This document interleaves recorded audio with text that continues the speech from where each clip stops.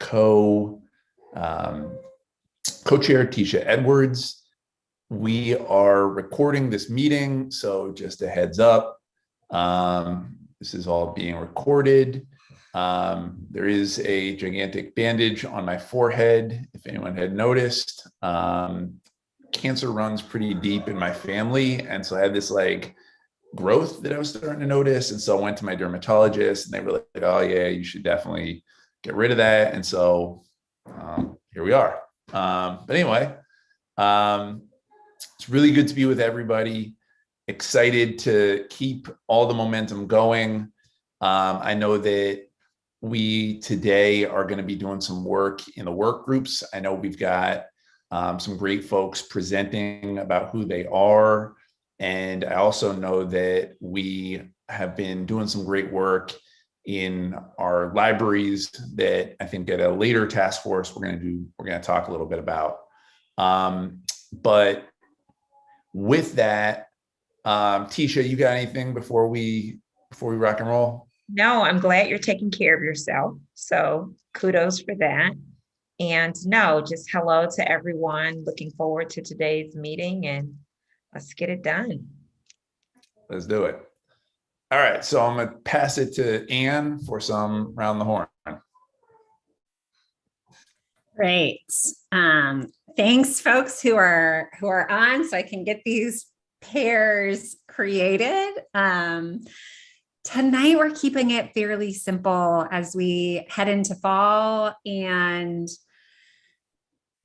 just I think in spaces of transition, I think some of us, I may be feeling the weight of the last 18 months. And so just asking people to share always our name, our pronouns, and then what's keeping you inspired, what's keeping you motivated in the work that you do.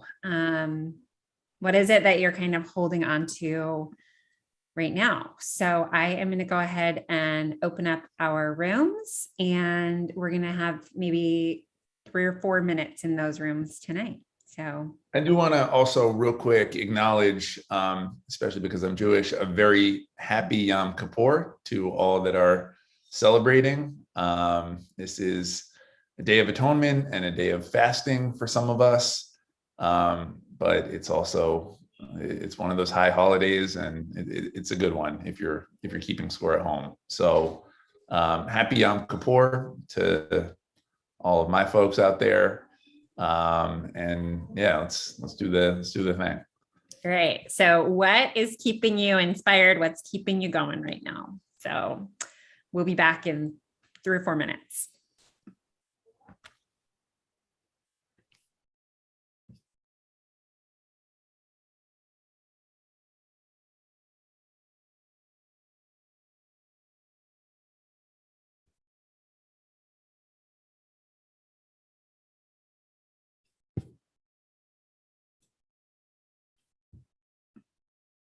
Hi, David.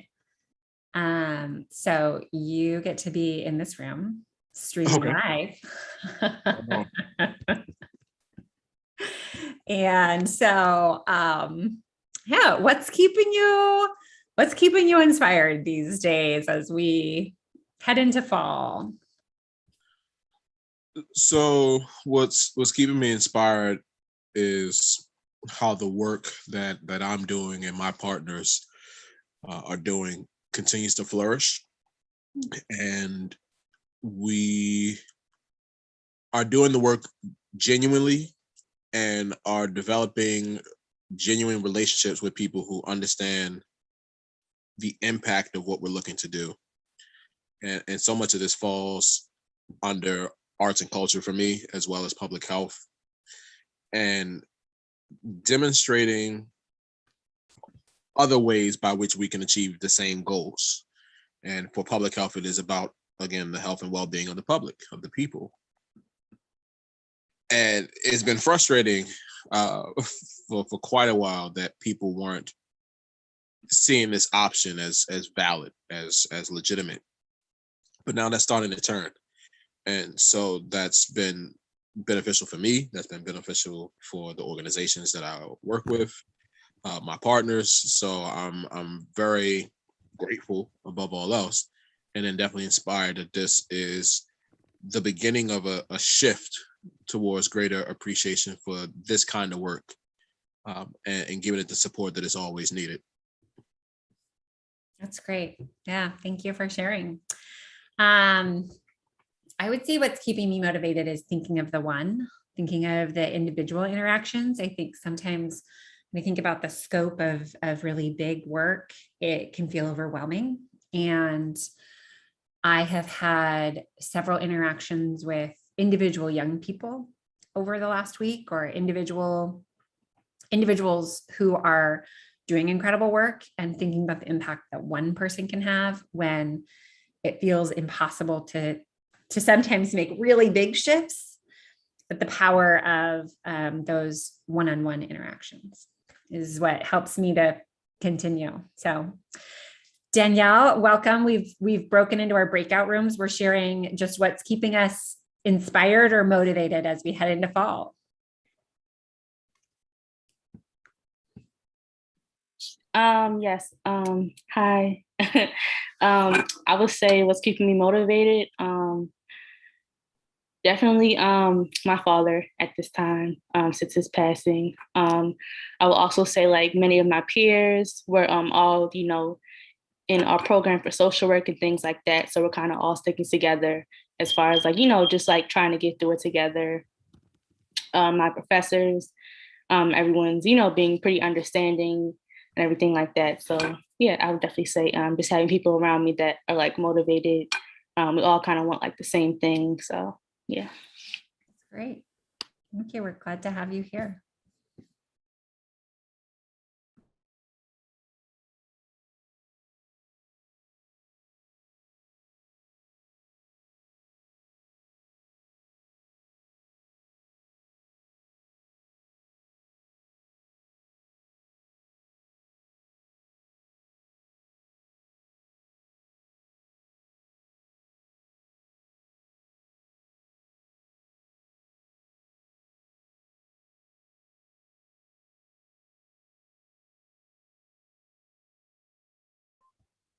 All right, welcome back.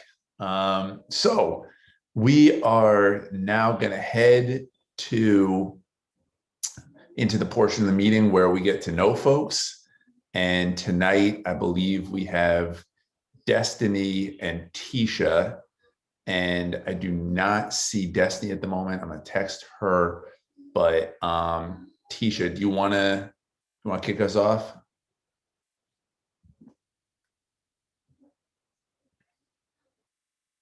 Yes, I think I'm ready. Anne, do you have my presentation? Give me like 30 seconds. It is downloading. Okay. And I will get it open.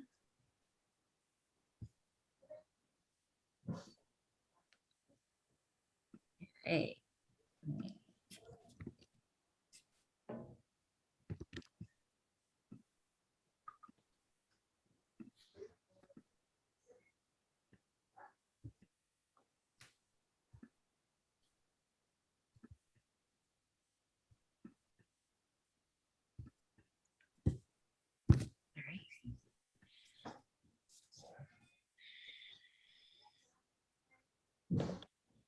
Okay, can you all see it?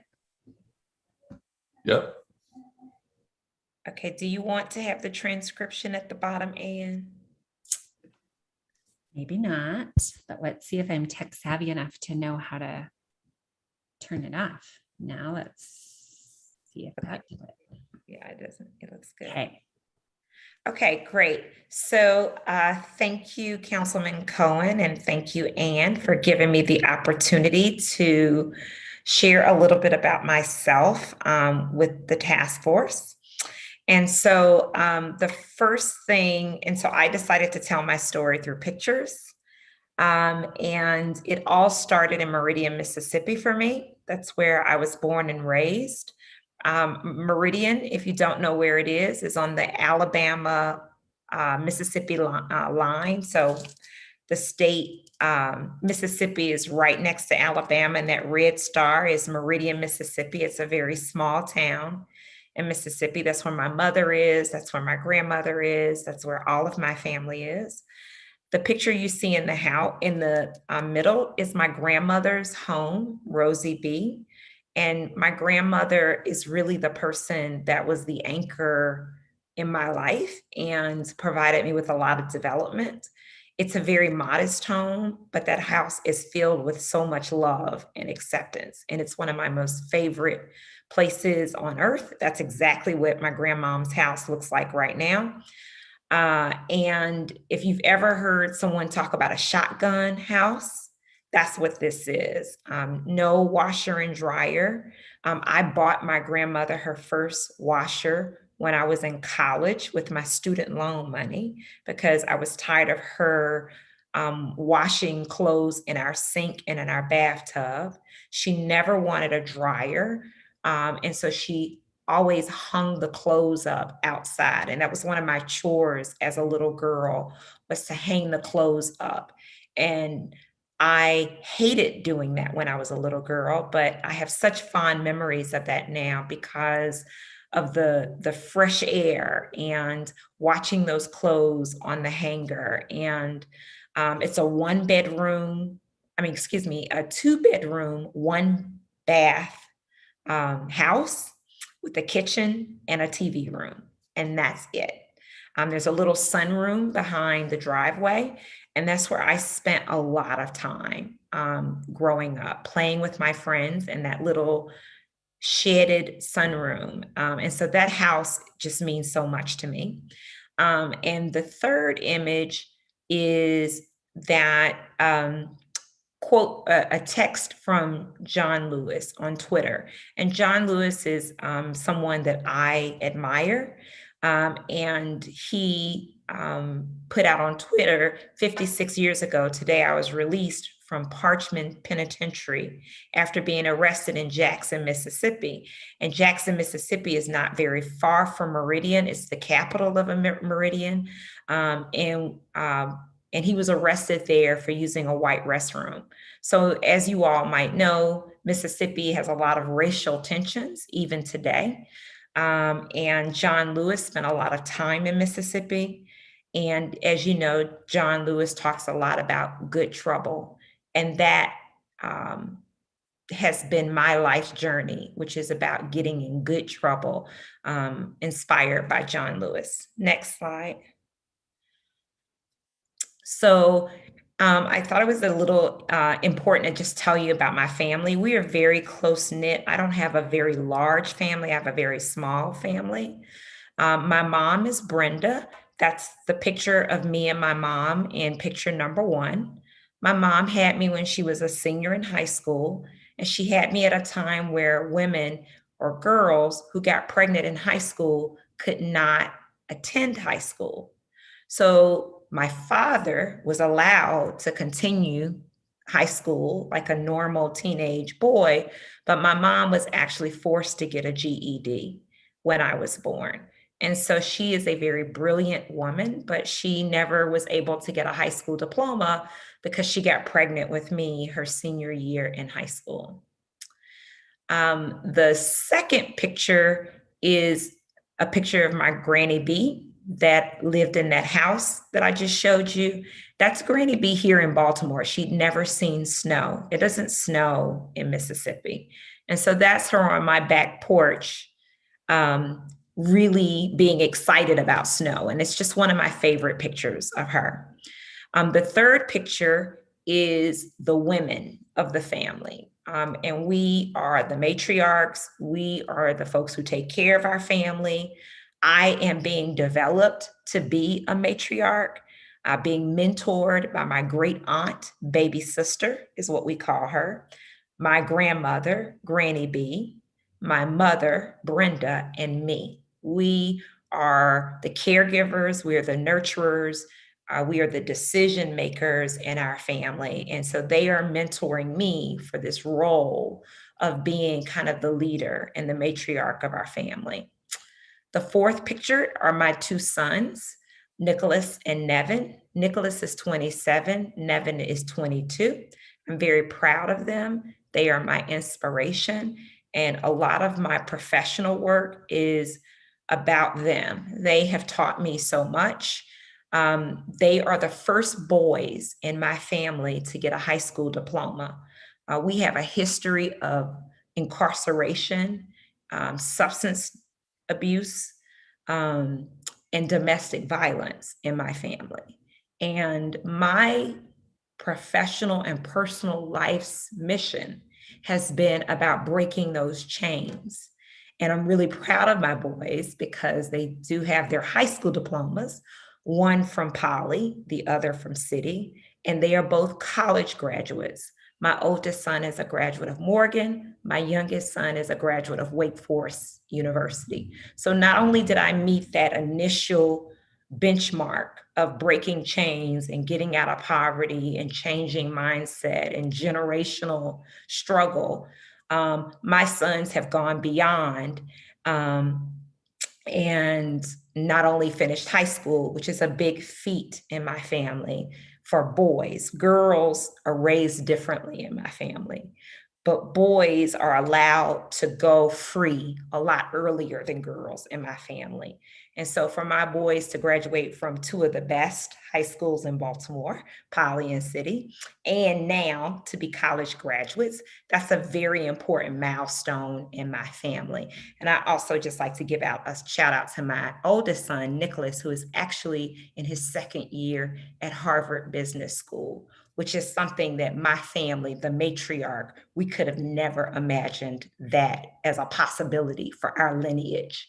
So for my family to put so much in me, and then for me to put that into my boys, and for my boys to be growing and thriving, we're just really excited. Again, picture 5, that's Nick and Nevin. I love that picture of them because that's who I want them to be together. Hugging each other, holding each other up. And this was at the African American Museum in DC on Mother's Day a couple of years ago. Another picture of Nicholas, number 6, with his Morgan graduation regalia. And that's Nevin this summer. Nevin graduated from Wake Forest. It was a hard year. He's a COVID graduate. It really took a lot for us to get him through Wake Forest. They've had very different experiences. Nicholas going to a HBCU, Nevin going to a majority white institution, which was very challenging for him. So I'm just very proud of his resilience and making it through Wake Forest University.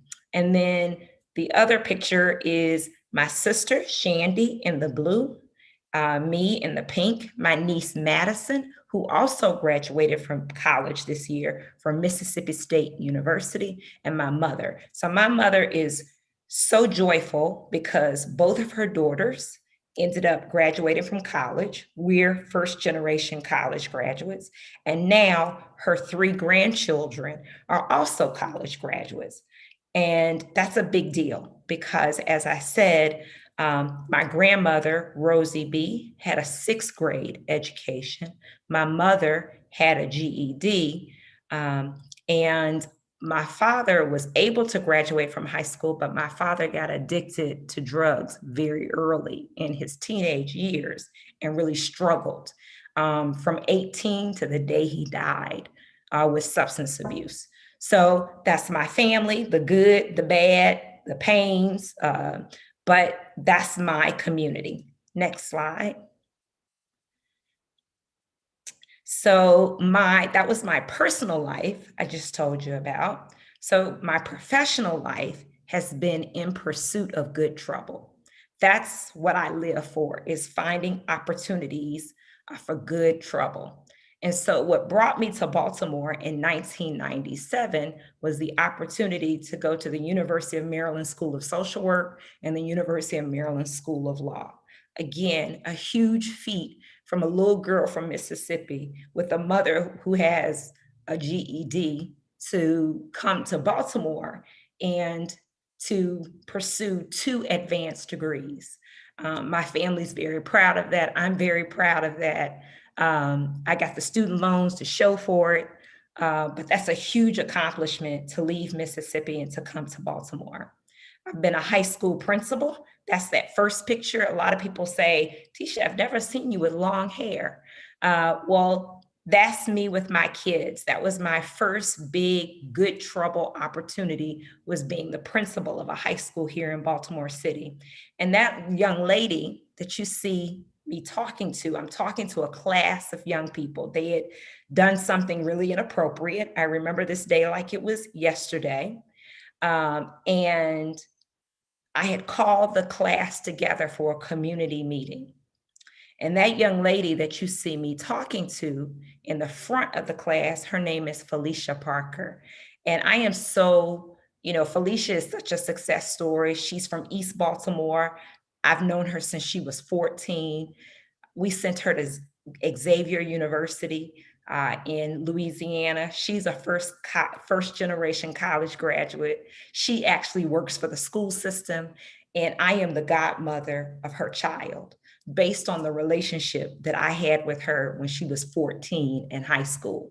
And we go and have brunch regularly. She calls me about everything that's going on in her life. But those young people at Baltimore Freedom Academy changed my life, changed the trajectory of my life. They poured into me. They were my mentors. And it's just one of the most profound professional experiences I've ever had in my life. And they just really helped me to become who I am. I was also the city schools chief of staff for 7-8 years, and the interim CEO. And so picture number 2 is me at a board meeting. At that time, I was the chief of staff with the teachers union leadership, Loretta Johnson and Marietta English sitting next to me. And I love that picture because when we started working together, it was a very contentious relationship. Again, unlikely mentors. These women ended up teaching me a lot about the role of unions, how to participate and support young people and students and teachers through the teachers union. And normally management and teachers unions are at odds with each other. But that ended up being just a real growth opportunity in me, in mediation and learning from others. And it was just a great time in my professional career after being a principal. Picture number 3 is, of course, our president, Barack Obama. And Barack Obama came to Baltimore while I was the CEO of the school system and visited Moravia Park. And that's a picture of him sitting down, participating in class. I love the fact that he has his hands on the back of this young man's back, and this young man is looking at him, not understanding, but kind of understanding that he is in such close proximity to the first Black president of the United States of America in Baltimore. And so that is an experience that grew my heart, to have an opportunity to spend the day with our president, Barack Obama. Slide number 4 is just a quote that I live by, and it's actually the inspiration for the Mayor's Office of Children and Family Success. One of Frederick Douglass's one of my favorite quotes from Frederick Douglass is, "It's easier to build strong children than to repair broken men." And it speaks to why it's so important to invest in our children, to be proactive, to surround them with love, and to build them up. And a lot of times broken men or women is a result of us not doing what we should have done when they were children. And so that is a quote that I used to pitch to Mayor Young why there should be a Mayor's Office of Children and Family Success. And I used that framework to build out our office. Slide 5 is just a, it's a picture of my phone that I carry everywhere. It's very interesting, to say the least, to work with me. I push really, really hard. But I push so hard because I have such urgency about our work. And so I've had this 8 qualities that make great bosses unforgettable. as something that has, stayed with me in my leadership journey. And my favorite quote in that slide talks about great leaders carry their emotions on their shoulder. They care about their work. I'm a crier. I'm an emotional person. I love people. I love Baltimore. And so getting validation that it's okay to love in your work and have the emotions that come with love, the good and the bad, and that's an okay leadership characteristic. This just really stuck out with me. And then, you all know me from being the executive director of the Mayor's Office of Children and Family Success, which has absolutely been a labor of love, a dream to create an office whose sole responsibility is to be focused on children and families and pushing the city to be what it needs to be for children and families to thrive. And so my two favorite jobs are my bookend experiences. My first really professional role as a principal of a high school, and my current job as the executive director of the Mayor's Office of Children and Family Success, and then everything in between. But those two experiences just have been life-changing for me, and I'm very grateful for that. Next slide, Ann. And so I just wanted to close and just tell you what I love. I love Baltimore. Even though I'm not born and raised in Baltimore, I've raised my children here. This is my home. I've given to this community. I have my friend family here. And so I just love Baltimore, all of it. And so, it's my number one thing that I love. The other thing that I love is the whole Healing City movement, which is why I'm so grateful to have the opportunity to be the co-chair of this task force, because I believe in healing. It is possible. And I want to be a part of something that promotes healing. And so I love Healing City. And I love all of the people that are a part of it. It's just amazing. And I'm so glad that Baltimore is on the journey to become a healing city. Slide number 3 speaks to the healing that we must do as people of color. Slide number 3 is a picture of the museum in Montgomery, Alabama, which is a tribute to those that were lynched in our country. If you have not been to that museum, you should. It is life-changing. That statute showing the bondage of Black people, the tribute and the memorial to all those that were lynched and killed in this country. It helps you understand how great people of color are, how resilient we are. And it's one of my favorite places. I cry there, I pray there. Anytime I go home to Mississippi, I go to that museum, I spend the day there, and I thank my ancestors for all that they have done for me and all that they have done for our people. The fourth picture is my happy place. I love the beach. I love the sunshine. I wish that someone would pay me to lay out on the beach and read a book every day, because it is what brings me so much joy. So that's me at one of my favorite beach locations in Sanibel, Florida. The 5th slide, which is what I love, is my work. And so that's me on a late evening Zoom call at my house. And, just excited to be working for Baltimore. So I love my work. 6 and 7 are pictures from Africa. I was before COVID, my last trip to Africa was in East Africa. We went to the beaches of Zanzibar, which was wonderful. And I got to see all of the animals, which I always do safari when I'm in Africa. I am in awe of the natural rules of the animals in, in their natural habitat. So I love Zanzibar. I love the animals in Africa. They always humble me. Slide 8, as I said, I am not from Baltimore, so I don't know how to eat the crabs that people in Baltimore eat. So I love snow crabs. So when most people are eating regular crabs, I'm eating snow crabs. It is my favorite meal. I could eat snow crabs every day. Love snow crabs. Slide number 9, picture number 9 is my partner, Reginald Riley.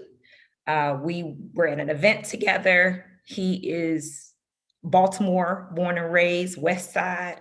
He knows everybody, and he has been the person who's taught me Baltimore. And I really appreciate that about him. He's a Carver graduate, so he knows everybody here in Baltimore. Slide 10, the other thing I love is my sorority, Delta Sigma Theta sorority. And I love Delta because Delta helps me build my confidence. Delta helps me understand the power of women. And so I'm just so committed to my sorority, and I'm very proud of the fact that I'm a member of Delta Sigma Theta sorority. Slide number 11, that's the Flossie Posse. That's my squad. And Shalonda Stokes, Tanya Terrell, and Tiffany Waddell, they have been my best friends for over 20 years. We met here in Baltimore together when we were much younger, and we have remained friends, all through the test of time. And we call ourselves the Flossie Posse.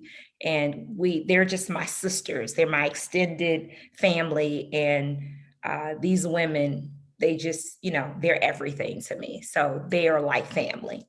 And then finally is a quote from Angela Davis, which is kind of my current space with the work. And Angela Davis said, I am no longer accepting the things I cannot change. I am changing the things I cannot accept.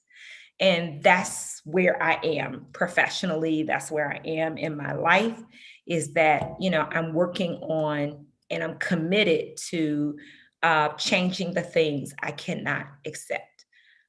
So that's me, Councilman Cohen. You made me do it. There it is. Thank you, Ann. Awesome. Let's all give a big virtual round of applause to Tisha. Thank you, Tisha, for sharing and your vulnerability. Tisha did not want to do that, but you did it, and it was great. And let me just say this about Tisha Edwards, which is that she is an absolute powerhouse. Anyone who knows Tisha knows that Tisha gets the job done and leads from a place of love for children, for families, for Baltimore. And so when I was thinking about, this whole task force and trauma-informed care and everything, I remember thinking to myself, like, I wonder if I could possibly get Tisha involved in this somehow. Because when Tisha's in the mix, big things are going to happen, because she's just one of those people who just relentlessly pursues and figures the thing out. And I remember asking Tisha, like, what do you think? Do you want me involved? And she's kind of like, I don't know about that trauma thing. Like, I'm not so sure about that, but I like what you're doing, and it seems like you're building something. And so I'm in. And it's just been an amazing partnership. And I just consider myself very, very, very fortunate to get to do this work with you, and to have you leading in our city and with this task force. So again, thank you, Tisha. It's been, amazing. And it's also very cool to see your family and your sons and that part of you as well. So with that, I do not see Destiny at the moment. So I think we are now going to transition to our work groups, and specifically we are working. I know a lot of folks have been hustling offline to get their goals written out. We have our action statements. I'm going to float a little bit within the different groups. So all the love and no disrespect to my folks over in the policy committee. You all are holding it down. Thank you, Nika and Fariha, and everybody. But I'm going to kind of be in and out with different groups. But again, I think we'll spend the next half an hour-ish just trying to nail down these goals. And Tisha, real quick, what's the product that we're looking for and what's our timeline on it? So we are, it's been a couple of weeks now. So what we're trying to do is create our strategies that are going to be aligned to our action statements. So we've completed our action statements. Everybody's in very good shape. And now we need to create 3 to 5 different strategies, key actions that are going to support how we're going to implement our action statement. We want you to have a minimum of 3, but no more than 5. And it's okay if you have 4. And each strategy should kind of list out to a level of detail how you would get there. So the action statement was the what, and now we are working on the how. We are scheduled to come back together in October to review with each other one of our strategies. So I really want people to continue to progress on that, choose one and be ready to come and share in our meeting in October. And then is it November, Ann? I think it's November-ish. We want to have all of our committee draft plans ready to be sent to Councilman Cohen and myself to begin to pull those together into a unified set of recommendations and proposals. How did I do? Does that make sense? Okay, good, great. So that's where we're going. All right. Anybody, for the good of the group, while we're all together, does anyone have any questions, concerns, comments while we're all here? Okay. All right, great. Check it out via Nika. Fight Blight Baltimore has released a documentary about the work. Here's a link to register for the upcoming community screening. I will definitely be registering. And also, just a heads up, one of the things I'm trying to do is whenever anyone in this task force either writes an article, congratulations to Mar, who got 2 in the last week or so, I'm going to try to send it out to the group, put it on my own social media, blast it out. A ton of extraordinary work happening with folks in this task force. So if I miss anything, I'm gonna try not to miss anything, but if something happens, if your work gets published, if you're cited in some article, or if there's just a really good story related to trauma and healing, send it my way and I'll email it out to the whole group, and in all likelihood, put it on social media and retweet and all the different things. So definitely trying to keep the spirit of lifting up each other's work within this task force, and really excited tonight to get back after it. With that, Anne, if you don't mind blooping us out, that'd be great. Yes. So in the chat, there is the link to the document where everyone can access their action plans and where you're at. I took a deep breath and tried to get you all into the right committees as in breakout rooms after Tisha's presentation.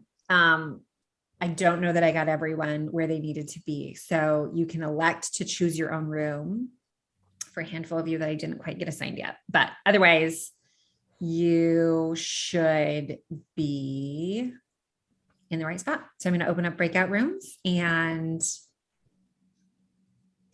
that's it. FYI, medical group, you are staying in this room, so you will be live for the recording and for anyone watching.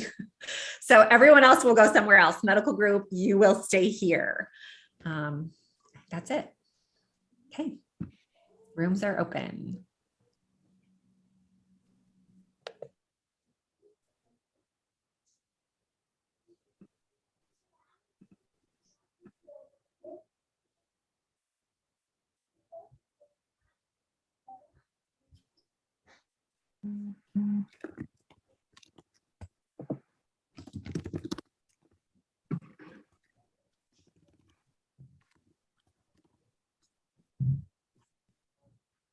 I'm going to be here, medical group, for just a hot second to get everyone where they need to be.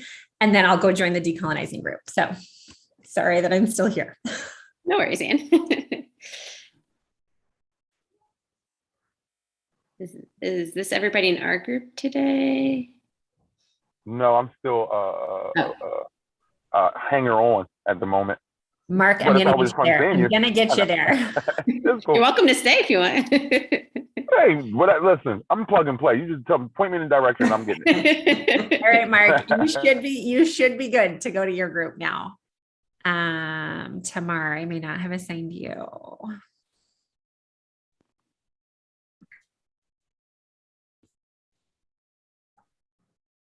And I think the good doctor from Morgan State as well. Yeah. Kevin should be in policy. And I think I've got him there. So he's got to accept that. And he should move. All right. Hey, Ann, so I'm just gonna text you when I want to fly. Yes, when you want to be teleported somewhere else. I'll have to rejoin this group, I think, to do that. But yes, I'll come and go and you ignore me all. So And you're like a magician. I'll also try it. The thing about this group is if people get kicked out, they end up here. So you end up with like randoms, and I really try and watch that. So it's a neat feature of being the one that stays here. And it's definitely a magician. Yes, this sounds very complex. Well, I don't think we have any super secret conversations going on. Yeah. So That's we good. we're good with. Was I the only Star Trek nerd that thought, dude, Anne has special Star Trek powers? Not the only, no. All right. Well, I think we could get started then. There's obviously some folks missing today, I think, because of the holiday for the most part. So we don't have our full group, but I'm happy to share some things that Panagis put together between when we last met. So we pulled up the goal, well, I guess the original recommendations that we had. And then he sort of took that and put together kind of like a logic model / timeline. And I didn't have time to provide detailed feedback, but I kind of looked it over and I told him I'd share it with you all today and we could just talk about our thoughts to it, because it's kind of a lot going on. I told him it was a lot to look at visually. And I do think that reading through it, I noted some things that I think are missing that we've talked about that are not quite like outlined in this visual. So maybe this is just like a starting place for us to talk about like what's missing and help us like think about the goals and the recommendations. So I'll share my screen with you guys.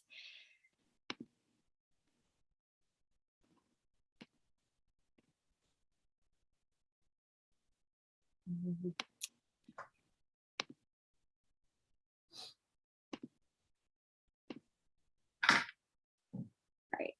So this is what he put together. It's a lot. Oh.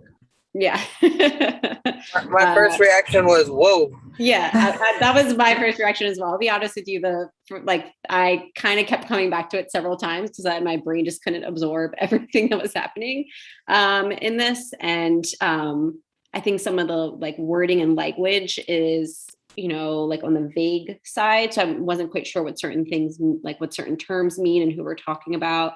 But I'm thinking his idea, and it's unfortunate he can't be here today to explain himself what he was kind of thinking, but I believe his idea was kind of creating like, who are like on the left side, who are the organizations that will be part of this, achieving the goals that we're laying out?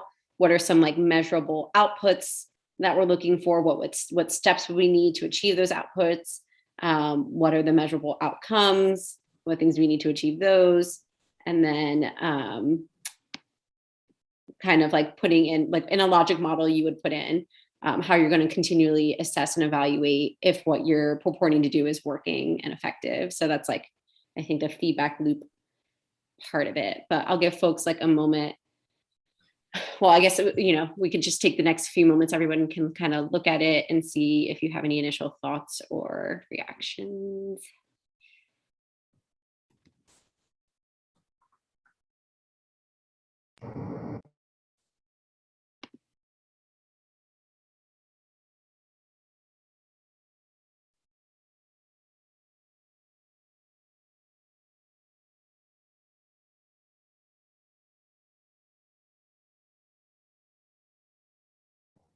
So maybe it would be a lot cleaner or easier if we divide it by organization type and then do the rest like the structure.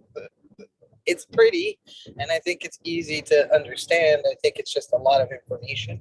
Mm-hmm. So you can maybe do the same kind of format, but have one for health systems, one for nonprofits, and even if it's the same kind of steps, but just kind of to make it less busy. Yeah, to like separate it all out.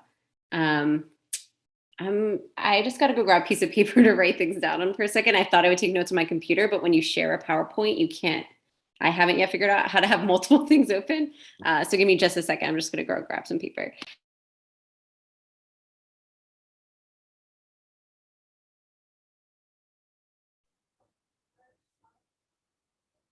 I mean, this is like totally not how my brain works, which is why I'm not a doctor. But I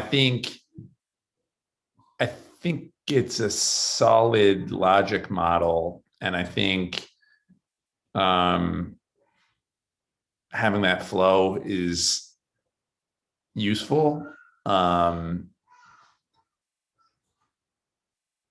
I think having evaluation in there is good too.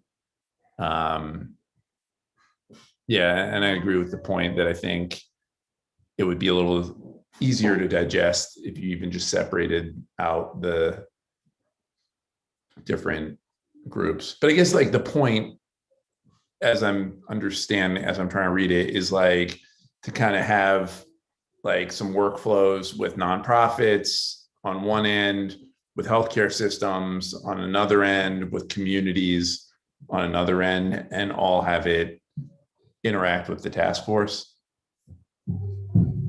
Yeah, I think so. I think that was kind of the thinking with the flow of it, and kind of these are all feeding into these goals here.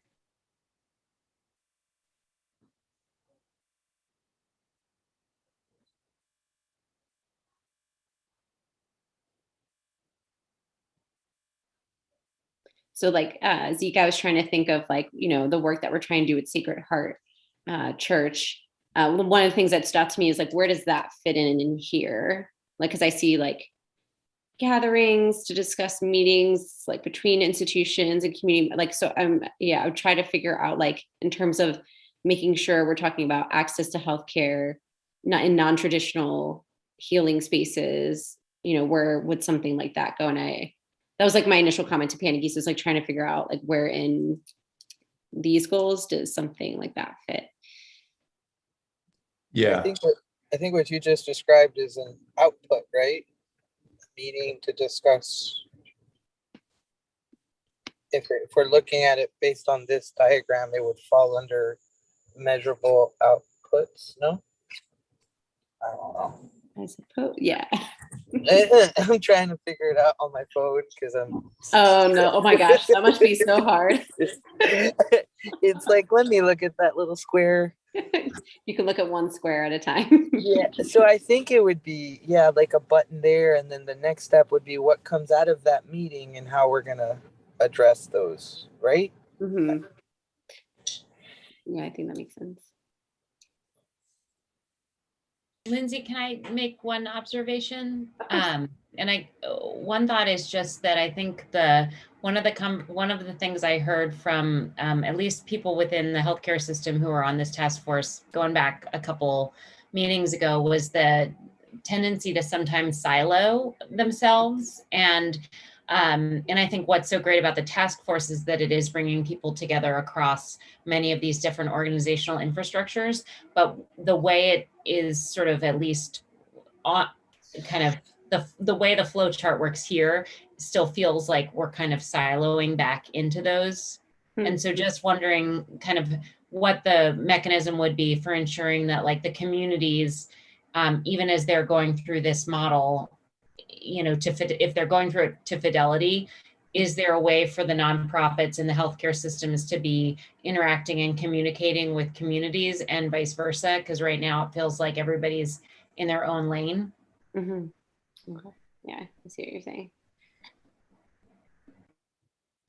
Okay. Oh, I thought these were just like to help those systems or organizations figure out where they connect with us. Like I didn't think.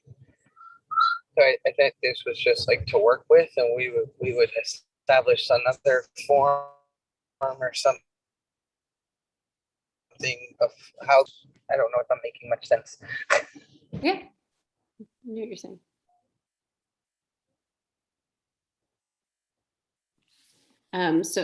Oh, go ahead, Chris. Oh, I should say, it's as it starts to sort of become a little clearer. I'm finding that sort of starting with endpoints, trying to understand, okay, this is where we are trying to get to, and then working backward is helping a little bit. But definitely the comment around this still feels a bit siloed, or that resonates. But I mean, this is a tremendous amount of work. Like, I am just like, wow, this is amazing to sit down and have created this. Mm-hmm.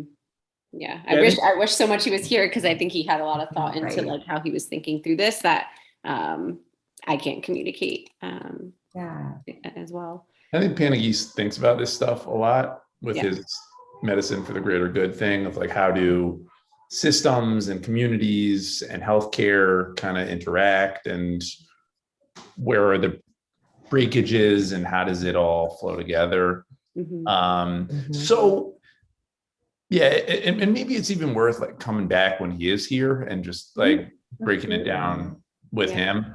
But so are the endpoints the strategies, or is that something else? Like, you guys have a document just for like the strategies? So where's my mouse? The other document we had was the, I'll share that.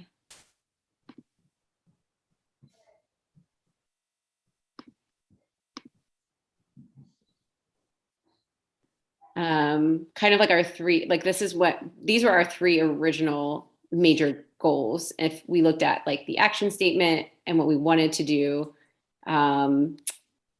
so we kind of like summarized them. So it was like kind of like building this like partnership between the institutions and community members. And we kind of detailed like maybe how we could accomplish that through meetings, stimulating dialogue and rebuilding trust and transparency. There was database creation and communication. So this was in an effort to do the non-siloed care. We were going to get a shared database together that would link patient information between medical institutions, so there wasn't that siloed care, that everybody had access to everybody's information and we could better communicate in terms of patient care. But also the database we thought could include community resources, like to make things that are going on in institutions more accessible to the community members and to patients. And then the third was related to disseminating trauma-informed practices through trainings that we would accomplish within the different healthcare agencies or medical institutions. So this is what we originally came up with, but this was when we made our initial action statement, we kind of started to detail things out, we kind of got ahead of ourselves. We haven't really edited these since then. So it's definitely the case, I think, that we want to come back to these and figure out now that we've updated our action statement, are these still our major goals, and are we missing anything? I mean, I think two things real quick. One, like as I'm looking, well, three things actually. As I'm looking through this, like one, I think it's a really good list of goals and strategies. Like I think if we can like link medical institutions, if we can use like have shared databases, I think if we can, be more transparent and kind of rebuild trust, I think that is a really good goal, or those are really good goals. And I think like all of our medical institutions would benefit from training and trauma awareness screening and services. I think that is excellent.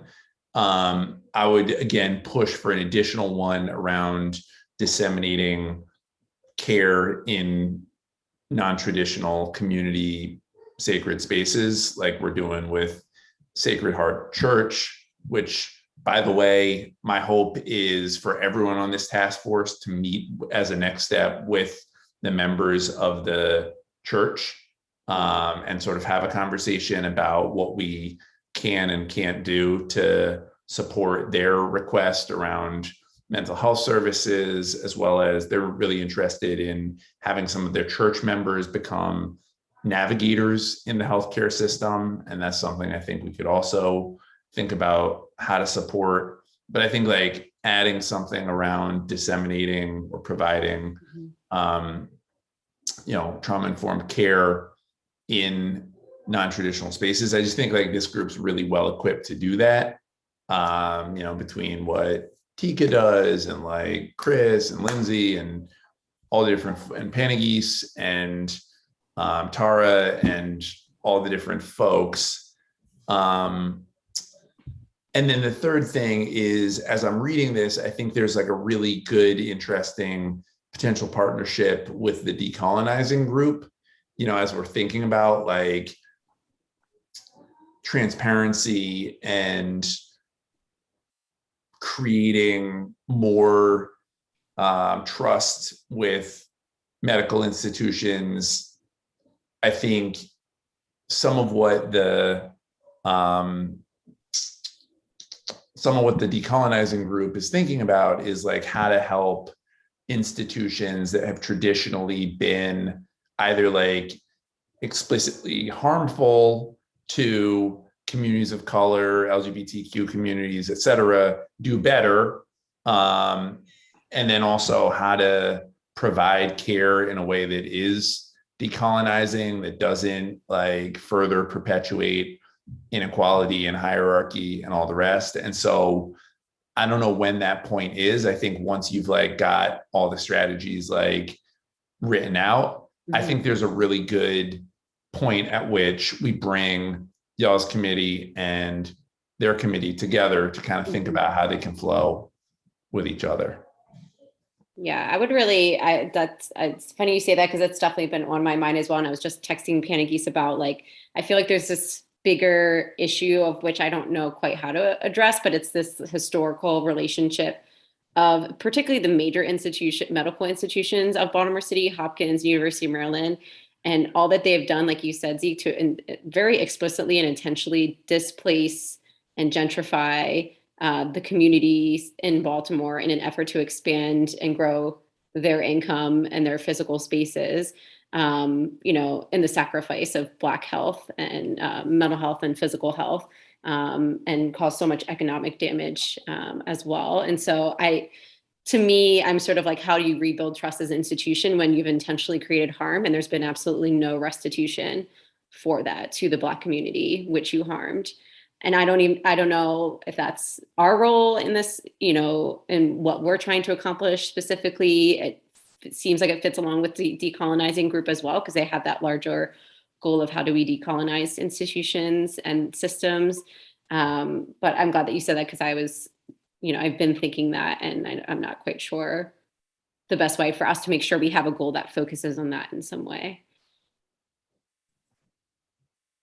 Yeah, Lindsay, I'm glad you're going there. One of the things is when we were looking at the I don't know, flowchart logic model. In the beginning setup under each of the three, there's mention of meetings to discuss, I think is the way that it's phrased. And I think it was last time that we were all meeting, we were talking about the need to really get community input and to start toward that healing process. And so less of the let us come in and share things and tell you things, and more of the, no, we are here to sit back and listen and take direction. And so not to nitpick wording, but it was kind of within that, I was like, like the way this is framed still feels a little bit hierarchical, right? A little bit like, we're gonna come tell you how this like healing process, right? Which you're like right there, okay, we're still colonizing. So, right. You know, to more of a, be in a listening space.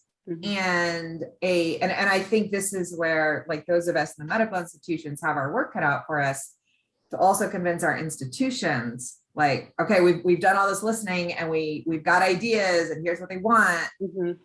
We have to act differently, be different from here forward. And I think that'll be a challenge, but one that is worthwhile. So I'm not 100% sure what my point there is, but just that as we start to thinking about, like, it almost feels like we're sort of skipping that step.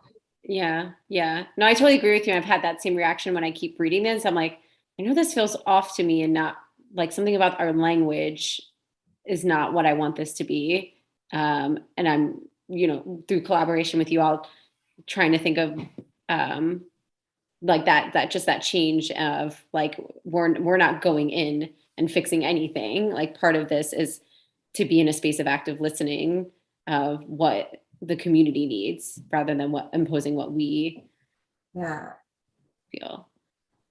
Hey, listen, I gotta say that that part comes when we are able to connect folks to the actual healthcare that they need. I think that working as a navigator and working with other navigators across Maryland and in the region, I know that we've all been pulling our lists together. And granted, mine in particular, are trans and like undocumented, because that's what I'm working with. But I know that there are other navigators out there. So I think housing a database is something that we got to figure out, because everybody wants to do it and everybody has their own siloed one, but there's no like central place here in Baltimore City that's doing that, I think. And if there is, I haven't heard about it, and I've been working in this for a year and a half. So I think that obviously the message isn't getting out there. So I think that once that we offer that, then folks will realize first that they can trust the system, because, hey, I'm actually getting what I need in a safe way, in a not having to go through all these barriers and call 5 places. So I think doing that and having that and making it available, that's where we as the health group are going to fix that disparity. Because that's what the decolonizing group, I'm hoping, is focused on, language and stuff like that. So we don't actually have to give them anything other than the actual access that they haven't had before. And once we do that, we kind of start to break down those things. So I think that that's a point to think about. So one question I have when we start talking about databases, I'm curious, particularly since you've been in the community, we are at Maryland in the Department of Psychiatry. This is something we've been talking about recently, is trying to get like a service database. And then recently was brought to our attention, and I have no idea how we had no idea it was out there, but charmcare.org by the health department, that seems like a one-stop shop for city services. And I'm just curious if you, like, what your thoughts are about it. I've poked around a little bit, and one of my questions is sort of completeness of it, but I'm kind of wondering if it's a place to start, that like there's a structure, there's a framework, it's hosted by the city. Can that be a point of entry to just expand? And I don't know if there's issues with accessibility. Like, it would be interesting to know, are they getting traffic on it? Are users finding it friendly? Are there, So it might be a way to kind of pick up with something that's already started. But I don't know, like people may be like, oh yeah, no, I know that site, here's like all the issues with it. So curious about I don't feedback. know anything about that site. Yeah. And the only limitations I think I've found are that maybe all of the materials aren't up to date.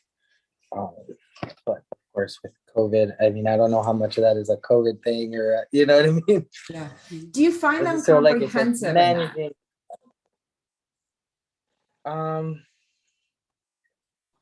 it's sort of, Okay. it's something like, it's not, it's too much. It's too much to be helpful, but not enough to actually help. I don't know if that makes any sense. There's a lot of information and a lot of numbers, and then by the time I called 3, you're not going to want to call anymore because you're just fed up and just don't care anymore, right? So I think that that's where we're at. Like, yeah, there's tons of resources, but if you give me a list of 100, I'm not going to call 100 places to try to find out which one's going to work for me. So I think that that might be the barrier. Like I said, I think refining those searches might help. Having someone who's actually working with the trauma team and actually having these conversations to be the one to update those. And I don't know who runs those sites, so. But yeah, they're limited. Yeah. Yeah, I mean, so two things. One was just texting with Anne about potentially, like, it's interesting. The decolonizing group was like, while you guys were having this conversation, was talking about like wanting to weigh in on the goals of some of the other groups and just like add a decolonizing lens, if you will. So I think there really could be a good opportunity for that kind of cross collaboration partnership conversation, especially if that feels like something you all are wanting. So I think we should arrange that. I'm trying to figure out how, but once we get there, I think having them put eyes on it and then like talk it back and forth. So does everyone feel good about having like the thing around non-traditional safe spaces and disseminating care? Like, is that something we feel? Yeah, absolutely. Yeah, I think, but to me, I would take out the term non-traditional because I think in certain communities and cultures, it is traditional. And I think the phrase non-traditional implies that it's an outlier or, goes into like to white supremacy culture, like this is traditional and this is not. And I think that we should make the communities that we're supporting the norm. And so if that is the norm in that community or culture, then it is very traditional within that subsetting. No, so I just want to be mindful of the language that we use because that's a differentiator and we don't want to do that. Yeah, no, that's a great point. So sacred spaces, like disseminating trauma-informed services in sacred spaces. So something along those. Yeah, like sacred and trusted spaces, right? Like Yeah. part of the reason why the medical field is not getting a lot of like utilization, like even when you have access, you might not have utilization because I don't trust it. Because of the historical trauma, because of like that trauma-informed care principle 6, and so I think it speaks to trusted practices and trusted spaces that have proven themselves to be worthy of my patronage. Yeah, it's a great point. Thank you so much for that, Tara. I agree with you. I think the language that you use is important. We want to make sure that we're emphasizing decolonization in the language that we use. So,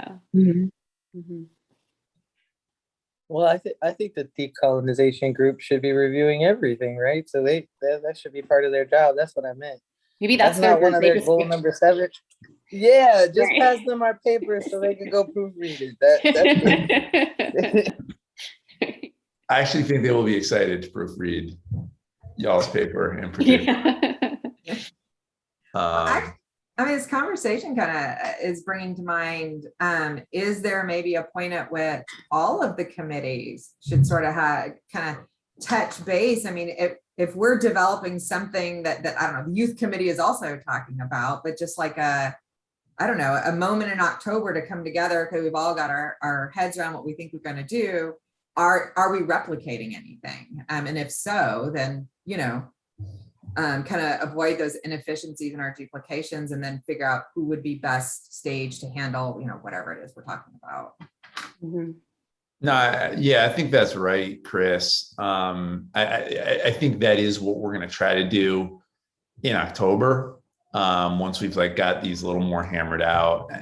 And I mean, I think it's a great point. Like, I think, you know, and Tisha and I have been trying to like keep a view on what everybody's doing, and, you know, try to avoid the duplication. But so I think we're in pretty good space, but I do think it's going to be really, really, really useful for everybody to kind of see what other folks are thinking about.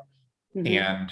And I think between now and then, having the decolonizing folks put eyes on it and just help a little bit in the framing, would be really good.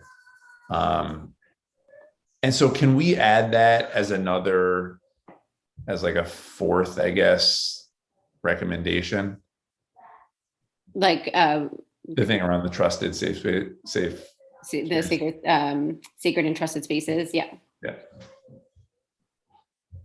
And Zeke, I have like a general question I've been thinking about, and us, when we get to the point where we're implementing these goals, how much, I'm trying to like think how to articulate my question, but like, so these institutions are controlled by people in power, in positions of power. Money is tied a lot to that as well.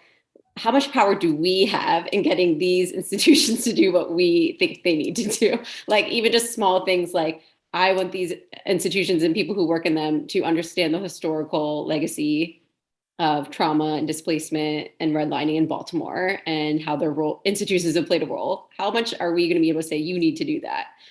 It's just been like an example, like something that keeps coming up in my mind of like, when we actually go to do this, like how much power do we have to make sure these things happen? Yeah, I mean, that's a great question, and one that I think, you know, I think about every day, is like, how much power do I actually have to influence the things I want to influence? And I think a lot of it's about relationships, right? Like, you are very well situated in Mount Washington, you know, in the work in Mount Washington. And I think, like, if you said, like, listen, I need our leadership team to really take this seriously and be a part of this, I think it could happen. I think similarly, you know, Chris, I think Dr. Zinn, I think Panagis, like, I do think we're relatively well situated. I also think some of it is about leverage. And, you know, I think part of it is like, you know, saying to folks higher up the chain at Hopkins, at Maryland, like, look, it is in your self-interest to be part of this. Like, you don't want to be the one that,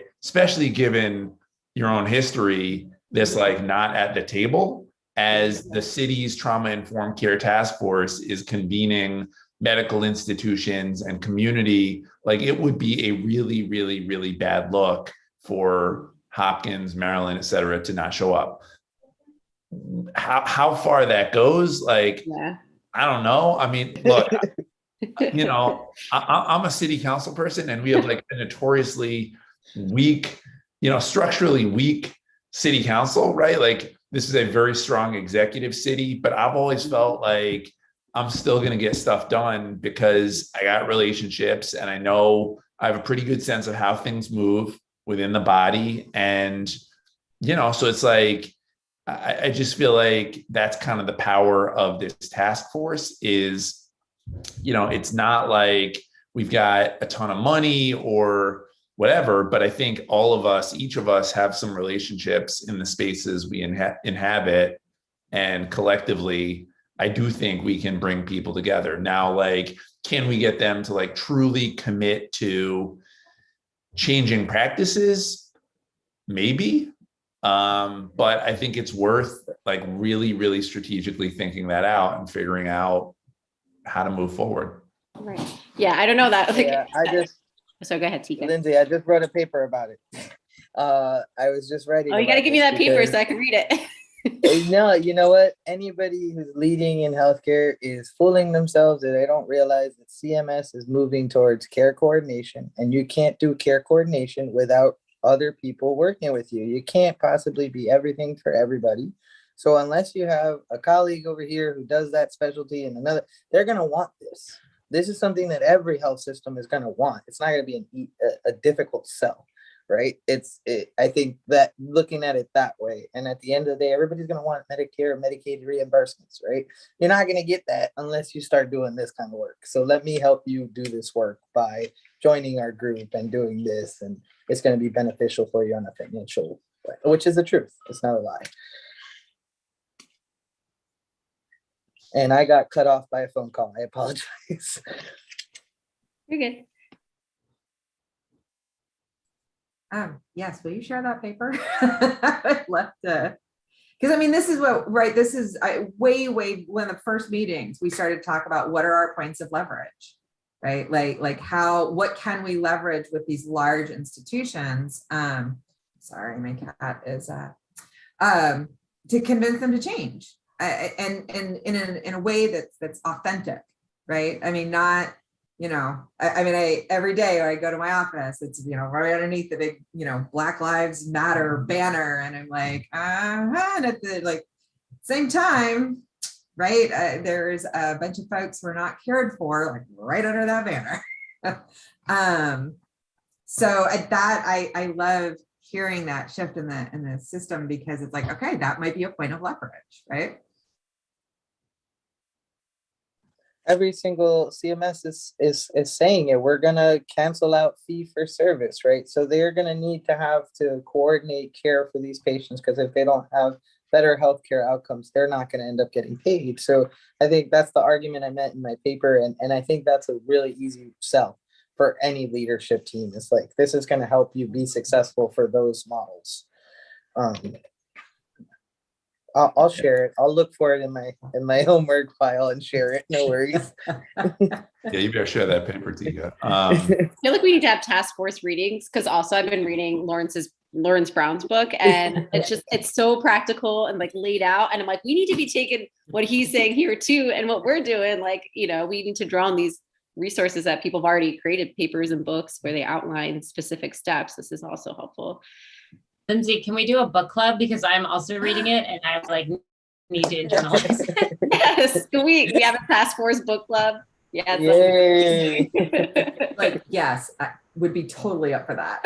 100%. And then Panagis was just sharing me about his book, which I didn't even know about, but the one he wrote about healthy communities through medical religious partnerships. I probably can't see it on my phone, but I haven't read that either, and he said we should read that.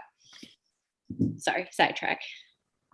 Totally. But yeah, I mean, I think the power, y'all, that you all and we have collectively is the power to convene. And that's always what I've found in my job as city council person. And I feel like with this task force as well is we don't have the hard power of being able to compel Hopkins to be a better partner in East Baltimore. But we do have the power to bring people around a table and basically say, listen, this is what we're trying to do, and get in where you fit in, and, through relationships, pull people in. Yeah. Yeah. Before we run out of time, just real quick as a big picture thing. So if we think of these being our 4 goals, the 4th one being what Zeke was talking about, of adding in dissemination of healthcare in sacred and trusted spaces, and considering we're going to change our language and maybe get a little bit more detailed within each of these goals of what we want to focus on.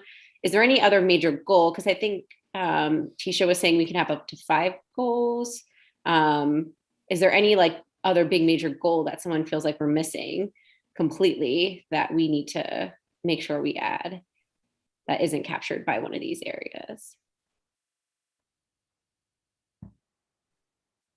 And I wish everyone in our subcommittee was here today, because then I feel like we could get everyone's opinions. But I can certainly also email that. But I just wanted to know if anyone here right now just had something on their mind that they felt like is totally missing.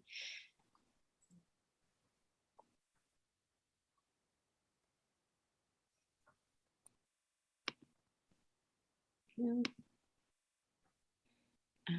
Okay, so maybe we can continue, we'll continue expanding upon and changing the language of these 4 goals then, and in partnership with the decolonization group, we can really make sure that we're being explicit in, taking a decolonizing approach to these goals and to the language we use when we write out our not action statements, recommendations. So I can share these notes with Panagis, and we can see if there's any editing we can do right now, but we can then have our next step be kind of working with that group. Zeke, is there a best way to do that? Like, will we just do that at our next meeting, or should we be reaching out to them in between the meeting? I don't want to like overwhelm people in between the meetings with work. No, let me in terms of connecting with the decolonizing group. Yeah, let me and Ann, I think it might make sense to just like connect you, Lindsay, and maybe Panagis to Shauna and Monica, and we can kind of like chop it up that way. Okay. I have a question, Lindsay. Can you all hear me? You sound very far away. Can you hear you a little bit? Can you hear me now? I'm sorry, I moved to it's thundering and lightning where I am, and so like my power is switching in and out, so I'm on the phone. Can you not hear me now? I can hear you, it's just low, but we can hear you. Okay, I'll speak loudly. Can we add a goal when we think about the training about understanding the historical lens or understanding the role of systemic like racism as it relates to medical institutions? Can we make that a goal or a sub goal within one of the overarching goals, so that hopefully institutions are training their staff in like how they have played a part in trauma? Yeah, absolutely. I think that could possibly fit, and everybody can tell me if I'm wrong, but could possibly fit within the goal 3 about that like dissemination of trauma informed training. Like a big component of that training could be that teaching and learning about the historical implication and legacy of racism in health and healthcare. And I totally agree with you. I think that needs to be explicit. So I think maybe in our little sub components, we can make sure that we detail that out. Thank you, Tara. Okay, anybody else like final thoughts? Okay. No, I think you all are in really good shape. Yeah, I'm excited about this. Thanks, Zeke, for joining our group today to help us continue to make progress on these goals. And I'll stop sharing, and I'll pass all this along to Panagis so he can stay up to date. And then I guess we'll just see each other at the next meeting and go from there. Awesome. Sounds awesome. All right. Thanks. Yeah, and be on the lookout. I do want to, like I said, Ann and I are going to try to connect as many folks as want and can participate in a meeting with Sacred Heart. So be on the lookout for that. Perfect. Awesome. Yes, that would be great. Thank you, Zeke. Cool. All Thank right. you, everybody. Have a good night. Thank you, guys. Bye-bye. Thanks. Good night, everybody. Good night.